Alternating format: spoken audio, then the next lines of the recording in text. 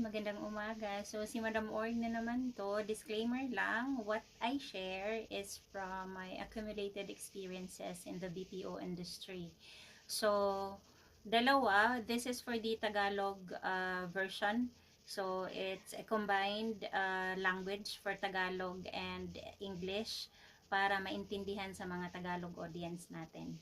So, i-discuss natin ngayon ang two basic things that I need to share with you. That's first is grammar, and then second is the three important basic rules. So, as defined, grammar is set of words and sentences yan siya na like dapat standard siya para to come up with an effective form of communication in writing and in speaking. So that's grammar.